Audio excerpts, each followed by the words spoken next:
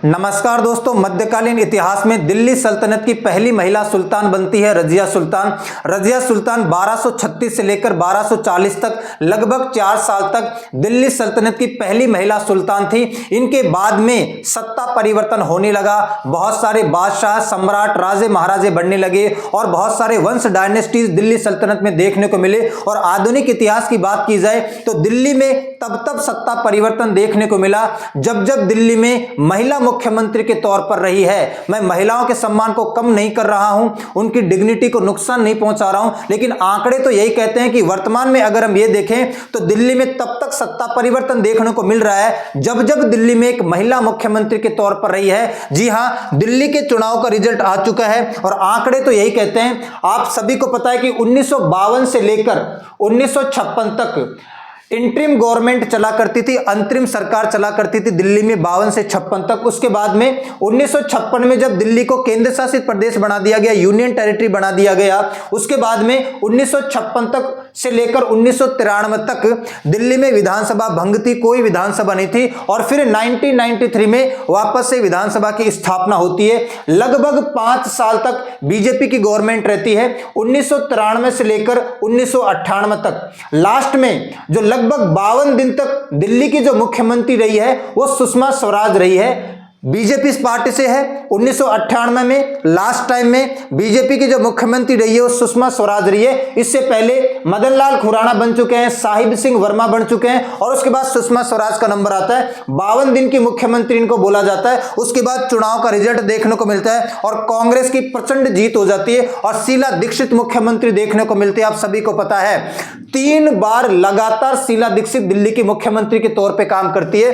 1998 से लेकर 2003 तक, फिर 2008 से लेकर 2013 तक, 2003 से 2008 तक और फिर 2008 से 2013 तक लगातार 3 कार्यकाल शीला दीक्षित ने पूरे किए।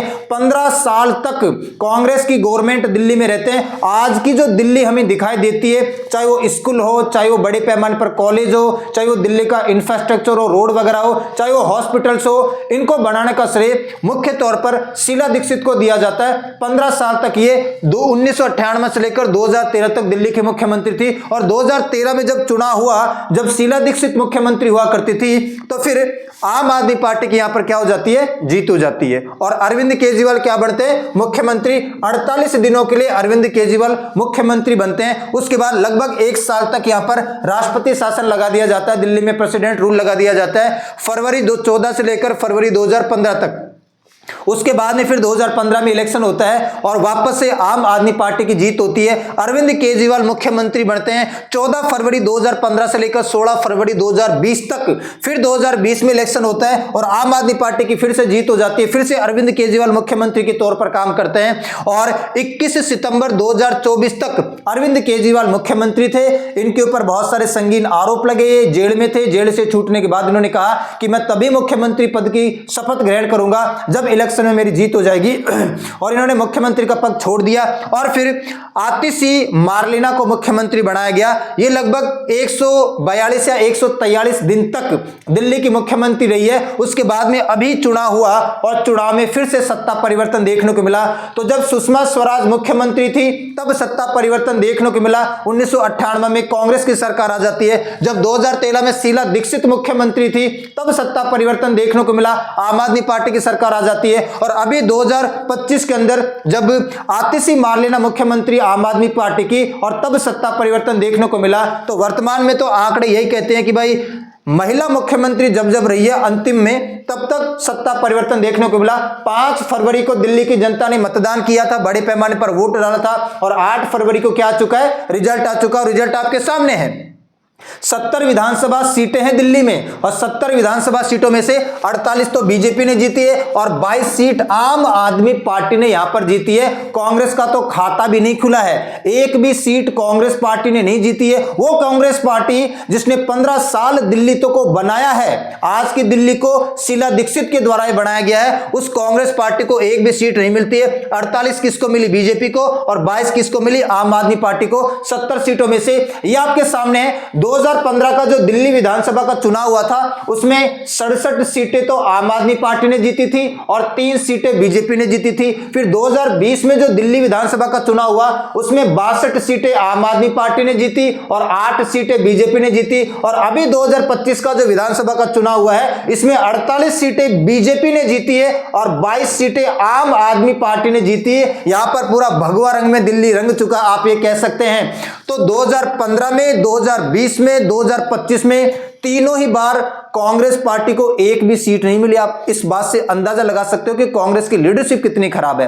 कांग्रेस उन चीजों पर ध्यान बिल्कुल नहीं देती है जिसकी वजह से उसको हार का सामना करना पड़ता है। ना ही 2015 के दिल्ली के विधानसभा चुनाव में कांग्रेस को एक भी सीट मिली, ना ही 2020 के दिल्ली के विधानसभा चुनाव में कांग्रेस को एक भी सीट नहीं मिली और ना ही 2025 के दिल्ली की विधानसभा चुनाव में कांग्रेस को एक भी सीट नहीं मिली है।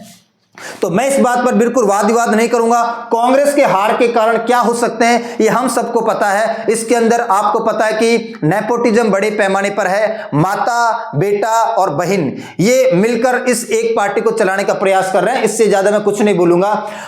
बीजेपी ने अभी आपको पता है कि हरियाणा में जीत दर्ज की, उसके बाद में महाराष्ट्र में जीत दर्ज की और यहां पर फिर से जो प्रधानमंत्री नरेंद्र मोदी के नाम की जो आंधी है वो चल निकली और यहां पर दिल्ली में भी प्रचंड जीत बीजेपी ने हासिल की है। आम आदमी पार्टी को फिर से हार का सामना करना पड़ा है, आप ये देख सकते हैं। यहां पर दिल्ली के मुख्यमंत्री रहे अरविंद केजरीवाल हार चुके हैं। यहां पर दिल्ली के उप मुख्यमंत्री रहे आम आदमी पार्टी से मनीष सिसोदिया हार चुके हैं। अरविंद केजरीवाल को तो किसने हराया है? इसने साहिब सिंह वर्मा के बेटे हैं ये परवेश वर्मा, परवेश सिंह वर्मा ने अरविंद केजरीवाल को हराया है न्यू दिल्ली सीट से बड़े पैमाने पर। और वहीं आप देखें मनीष सिसोदिया जो कि उप मुख्यमंत्री रहे थे उनको किसने हराया है? तरविंदर सिंह ने हराया है। तरविंदर सिंह ने इनको जंगपुरा से हराया है। तो जंगपुरा की सीट से बीजेपी के तरविंदर सिंह ने मनीष सिसोदिया को डिफीट किया, हरा दिया है। वहीं न्यू दिल्ली सीट से ये जो परवेश वर्मा है इन्होंने अरविंद केजरीवाल को हरा दिया है। परवेश वर्मा साहिब सिंह वर्मा के बेटे हैं जो 1998 में मैंने आपको बताया था भी मुख्यमंत्री थे। और हमारे ओझा सर भी हार चुके हैं। अवध ओझा सर इन्होंने डेब्यूट किया था, पहली बार इन्होंने इलेक्शन लड़ा, चुनाव लड़ा और चुनाव में हार का सामना इनको देखने को पड़ा।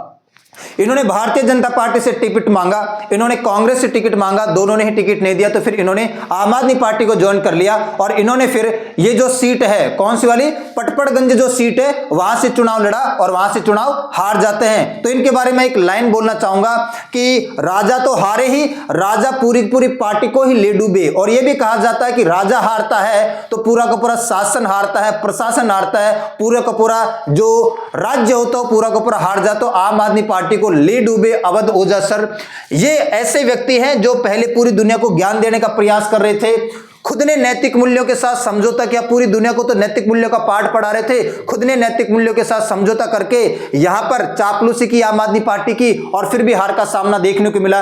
वहीं यह भी देखने को मिला कि वर्तमान में अभी जो आम आदमी पार्टी की केयरटेकर मुख्यमंत्री बनी हुई थी आतिशी मारलेना जीत चुकी है। अवध ओझा सर हार गए हैं, अरविंद केजरीवाल हार गए हैं, वहीं मनीष सिसोदिया हार गए हैं, बड़े बड़े आम आदमी पार्टी के दिग्गज हार चुके हैं। लेकिन आतिशी मारलेना की यहां पर क्या हो जाती है? जीत हो जाती है। और जीत के जश्न में आतिशी मारलेना डूबी हुई है। इनको ऐसा लगा कि मैं जीती हूं तो मेरी पार्टी भी जीत गई होगी, बड़े पैमाने पर हमारे पास बहुमत आ गया। तो इनसे रहा नहीं गया, अपने कार्यकर्ताओं के साथ काड़काजी सीट जीतने के बाद ये जश्न में डूबी हुई है। बेशर्मी की भी हद होती है। आप एक बार वीडियो देखो, नाच रही है, डांस कर रही है, पूरी पार्टी के हारने का जश्न मना रही है। एक तरीके से आप इसमें अंदाजा लगा सकते हैं।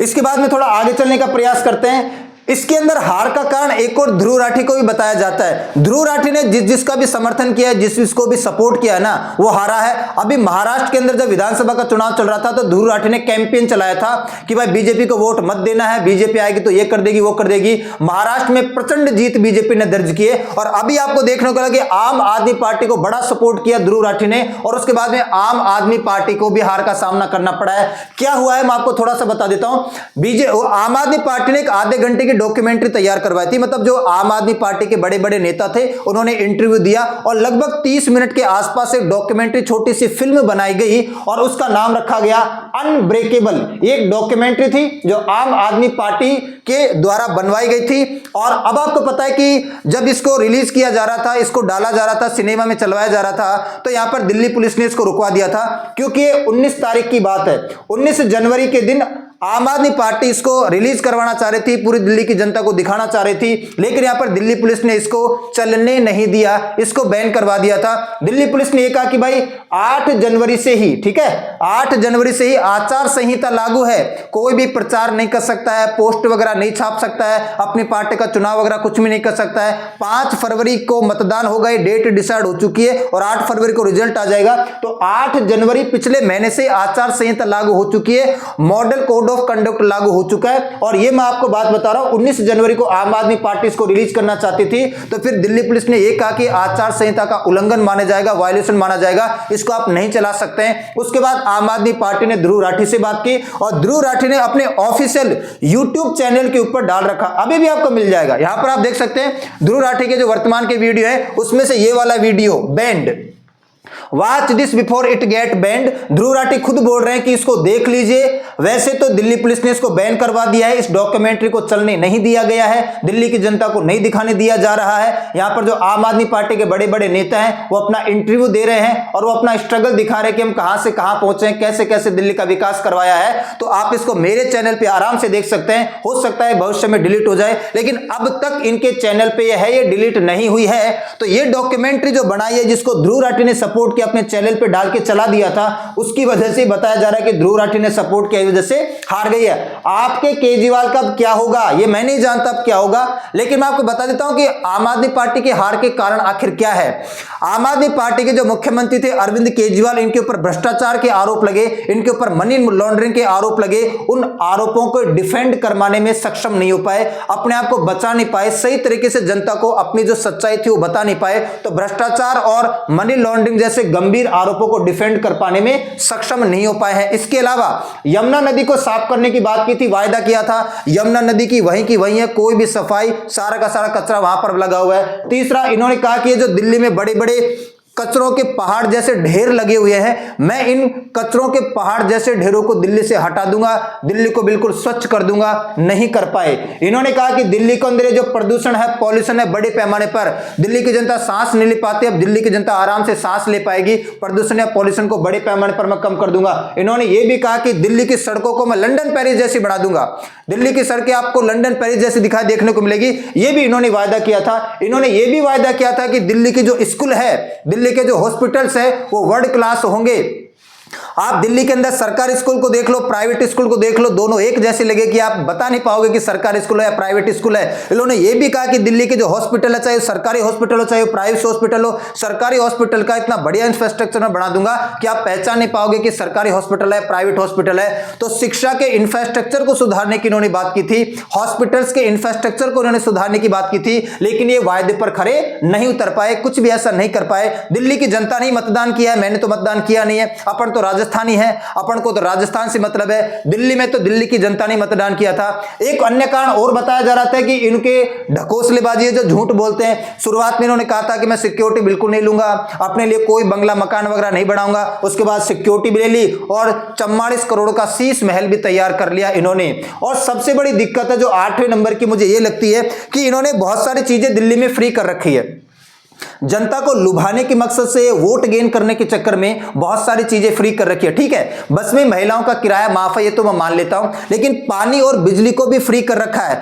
आपने पानी और बिजली को फ्री कर रखा है एक ऐसे वर्ग को जो हो सकता है कि आर्थिक रूप से कमजोर हो, वो इसको अफोर्ड नहीं कर पाता है, लेकिन हर एक चीज फ्री नहीं दी जा सकती है। आप उन लोगों को वो चीजें फ्री प्रोवाइड कर रहे हो, मतलब आपके घर में कोई पेड़ तो लगा हुआ नहीं है, आपके पास कोई मशीन तो है नहीं कि आप पैसा छाप रहे हैं, पेड़ में से पैसा तोड़ तोड़ के आराम से फ्री चीजें बांट रहे हैं। दिल्ली की जो जनता है, जो ठीक ठाक कमाती है, खाती है, वो जो टैक्स पे करती है, उस टैक्स के माध्यम से आप अन्य दिल्ली की जनता को फ्री में चीजें मुहैया करवा रहे हैं। तो दिल्ली के वो लोग जो टैक्स देते हैं, कर देते हैं, कमाते खाते हैं और दिल्ली को चलाने का प्रयास कर रहे हैं, उनके टैक्स के पैसे को आप पानी की तरह बहा रहे हैं, मतलब अन्य जनता को जो आर्थिक रूप से कमजोर है उसको फ्री बांट रहे हैं।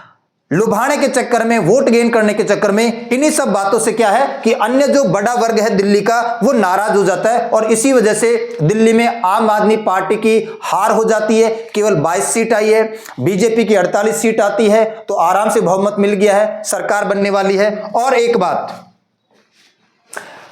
आतिशी मार्लेना ने इस्तीफा दे दिया है। विनय कुमार सक्सेना ये लेफ्टिनेंट गवर्नर हैं दिल्ली के, और इन्होंने भी इनको ये कहा कि यमुना नदी की वजह से आप हारे हो। आप देखना जाके मीडिया में, इन्होंने कहा कि आप हारते तो नहीं लेकिन यमुना नदी के विवाद की वजह से आप हार गए हो। ठीक है, ये इस्तीफा दे दिया गया है 9 तारीख को, 8 तारीख के बाद रिजल्ट आने के बाद 9 तारीख को। और अब दिल्ली का मुख्यमंत्री कौन होगा, who will be next chief minister of Delhi, ऐसे कयास लगाया जा रहा है। जो सबसे प्रमुख चेहरा है, जो सबसे प्रमुख चेहरा है वो सामने आ रहा है परवेश सिंह वर्मा का। परवेश सिंह वर्मा कौन है, ये है परवेश सिंह वर्मा। और परवेश सिंह वर्मा ने अरविंद केजरीवाल को हराया है नई दिल्ली सीट से, है ना, डिफीट किया है। और परवेश सिंह वर्मा कौन है, ये जो भूतपूर्व बीजेपी के मुख्यमंत्री थे, ये है ना साहिब सिंह वर्मा के बेटे हैं परवेश वर्मा। तो ये दिल्ली के नए मुख्यमंत्री बनने के पूरे कयास लगाए जा रहे हैं। बाकी बीजेपी गवर्नमेंट है, क्या डिसीजन लेती है, कौन सा चया उतारती है, कोई कुछ नहीं कर सकता है। ठीक है, ये चिट्ठी वाले मुख्यमंत्री बनाने के लिए बड़ी फेमस है बीजेपी गवर्नमेंट, तो देखा जाएगा कौन मुख्यमंत्री बनता है। तो आज के लिए इतना ही करते हैं, मिलते हैं नेक्स्ट क्लास में, तब तक के लिए सभी को धन्यवाद।